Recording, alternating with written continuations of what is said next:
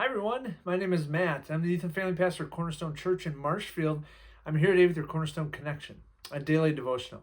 Hey, before we get started, I just want to remind you, in case you missed Pastor Andy's Cornerstone Connection from Tuesday, just be aware that we are going to take a pause on the Cornerstone Connection throughout the summer, and we'll reevaluate things throughout the summer and see if we bring it back in the fall. But just wanted to give you a heads up, and just appreciate you following along with us for so many years now.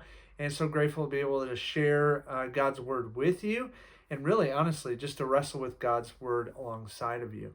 And so with that, just a heads up on that. And then today, we're in the book of wisdom, and that would be the book of Proverbs. And we're going to be in chapter 11, Proverbs chapter 11, and I'm going to read for us here in a moment verses 16 to 21. But before I do, the question I think that the writer of this proverb is, in a way, asking is, what kind of life do you want to have?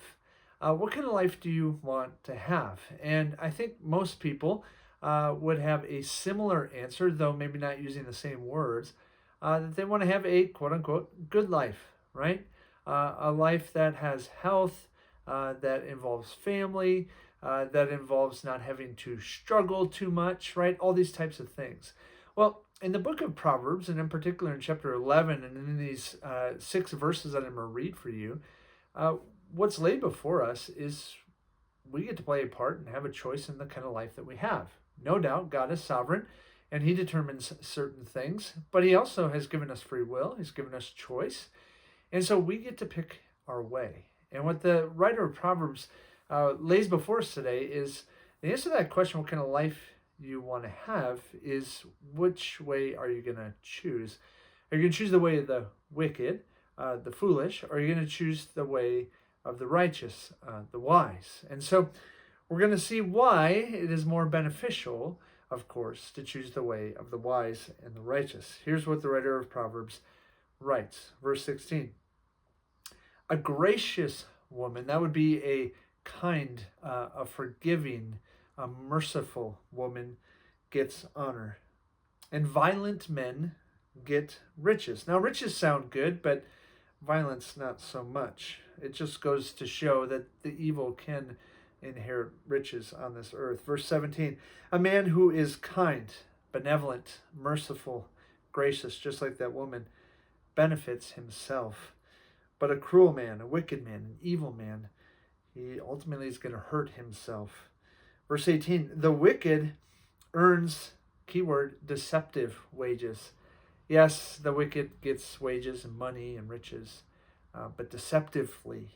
They're not honest with their ways, and they accrue what they have in deceptive ways. But one who sows righteousness gets a sure reward, a true reward, a reward that isn't just for this life, but for the life to come. Verse 19, whoever is steadfast, perseverant, enduring in righteousness will live. I love that. But he who pursues evil, you guessed it, will die.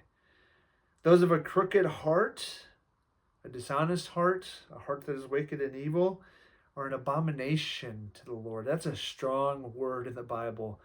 Abomination. You don't want to be an abomination to the Lord, but those of blameless ways. Now, what we know, other than Jesus walking here on this earth, no human has been completely blameless, but we have to keep in mind that blameless, in the sense of, for us as humans, as followers of Christ, blameless means, okay, we make mistakes, but we admit those, we turn from them, and we turn towards the Lord.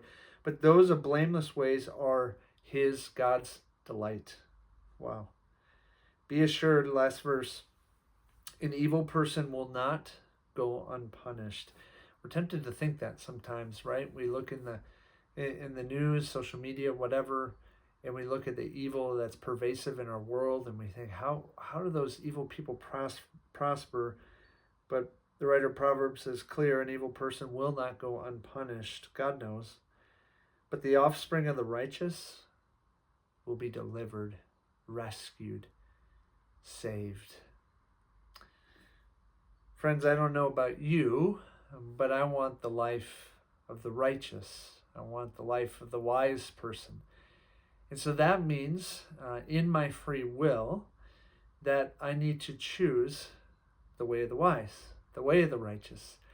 I need to choose to be gracious and to be kind and to sow righteousness and to be steadfast and perseverant and enduring in righteousness.